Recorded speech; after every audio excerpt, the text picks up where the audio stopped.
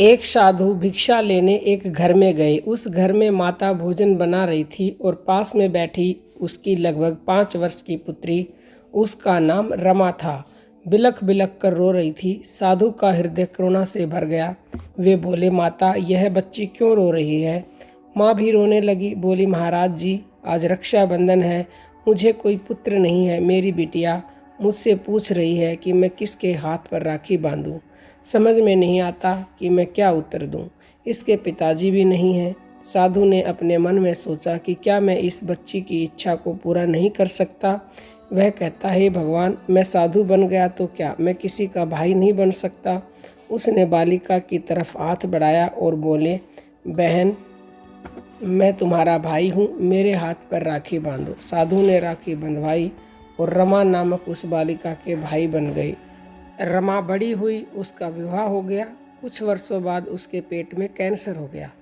अस्पताल में रमा अंतिम सांस गिन रही थी। घर वालों ने उसकी अंतिम इच्छा पूछी। रमा ने कहा, मेरे भाई साहब को बुलवा दीजिए। साधु महाराज ने अस्पताल में जो ही रमा के कमरे में प्रवेश किया, त्यों ही रमा जोर जोर से बोलने लगी, भाई साहब कहाँ हैं?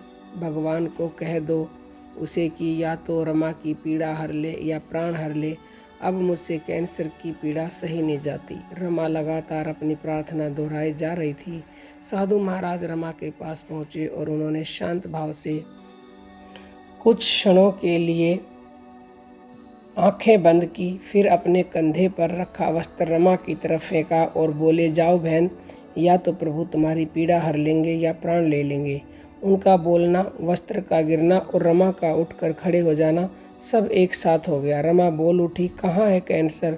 मैं एकदम ठीक हूँ, घर चलो। रमा की जांच की गई, कैंसर का नामो निशान नहीं मिला। घर आकर साधु ने हंसकर पूछा, रमा अभी मर जाती?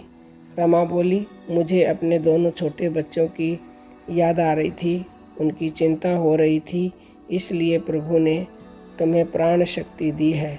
बच्चों की सेवा करो, बंधन तोड़ दो, मरने के लिए तैयार हो जाओ। ऐसा कहकर साधु चले गए।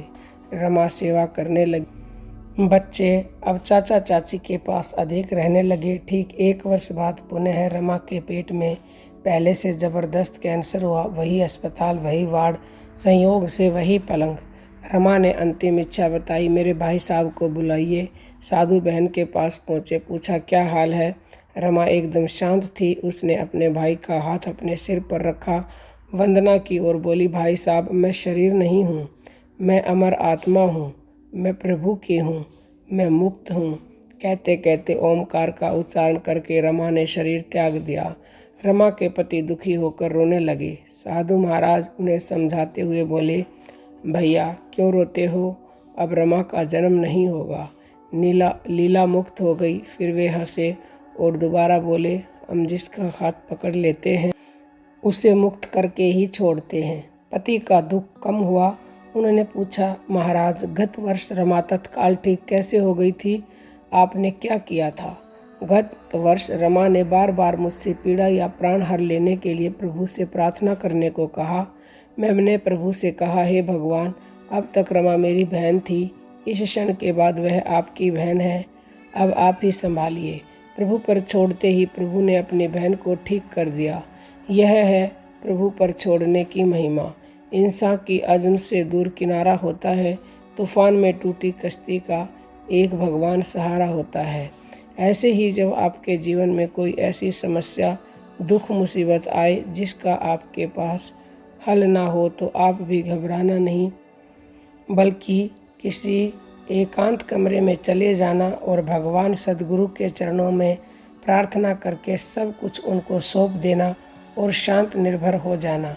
फिर जिसमें आपका परम मंगल होगा, परम हितैषी परमात्मा आपके लिए वही करेंगे।